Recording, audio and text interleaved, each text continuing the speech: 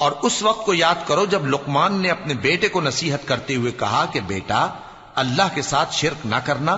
شرک تو بڑا بھاری ظلم ہے، اور ہم نے انسان کو جسے اس کی ماں تکلیف پر تکلیف سہ کر پیٹ میں اٹھائے رکھتی ہے، پھر اس کو دودھ پلاتی ہے اور آخر کار 2 برس میں اس کا دودھ چھڑانا ہوتا ہے، میں نے تاکید کی ہے کہ میرا بھی شکر کرتا رہے اور اپنے ماں باپ کا بھی، کہ تم کو میری ہی طرف لوٹ کر آنا ہے۔ اور اگر وہ دونوں تجھ پر زور ڈالیں کہ تو میرے ساتھ کسی ایسی چیز کو شریک کرے جس کا تجھے کچھ بھی علم نہیں،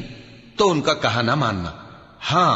دنیا کے کاموں میں ان کا اچھی طرح ساتھ دینا، اور جو شخص میری طرف رجوع لائے اس کے رستے پر چلنا،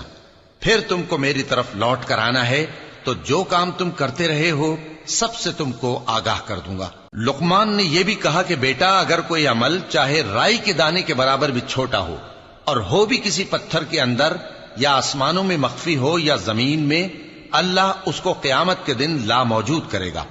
کچھ شک نہیں کہ اللہ باریک بین ہے، خبردار ہے۔ بیٹا نماز کی پابندی رکھنا اور لوگوں کو اچھے کاموں کے کرنے کا مشورہ دیتے رہنا،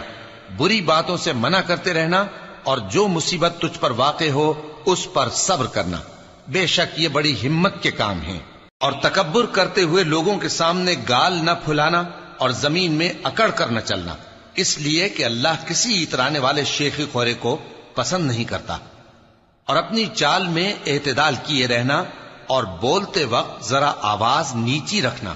کیونکہ بہت اونچی آواز گدھوں کی سی ہے، اور کچھ شک نہیں کہ سب سے بری آواز گدھوں کی ہوتی ہے۔ کیا تم نے نہیں دیکھا کہ جو کچھ آسمانوں میں اور جو کچھ زمین میں ہے سب کو اللہ نے تمہارے قابو میں کر دیا ہے،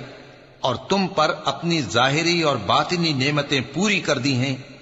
اور بعض لوگ ایسے ہیں کہ اللہ کے بارے میں جھگڑتے ہیں، نہ علم رکھتے ہیں اور نہ ہدایت اور نہ کتاب روشن۔ اور جب ان سے کہا جاتا ہے کہ جو کتاب اللہ نے نازل فرمائی ہے اس کی پیروی کرو، تو کہتے ہیں کہ ہم تو اسی کی پیروی کریں گے جس پر ہم نے اپنے باپ دادوں کو پایا۔ بھلا اگرچہ شیطان ان کو دوزخ کے عذاب کی طرف بلاتا ہو تب بھی، اور جو شخص اپنے آپ کو اللہ کا فرما بردار کر دے اور نیکوکار بھی ہو تو اس نے مضبوط کڑا تھام لیا، اور سب کاموں کا انجام اللہ ہی کی طرف ہے۔ اور جو کفر کرے تو اس کا کفر تمہیں غمناک نہ کر دے۔ ان کو ہماری طرف لوٹ کر آنا ہے، پھر جو کام وہ کیا کرتے تھے ہم ان کو جتا دیں گے۔ بے شک اللہ دلوں کی باتوں سے بھی واقف ہے۔ ہم ان کو تھوڑا سا فائدہ پہنچائیں گے، پھر عذاب شدید کی طرف مجبور کر کے لے جائیں گے۔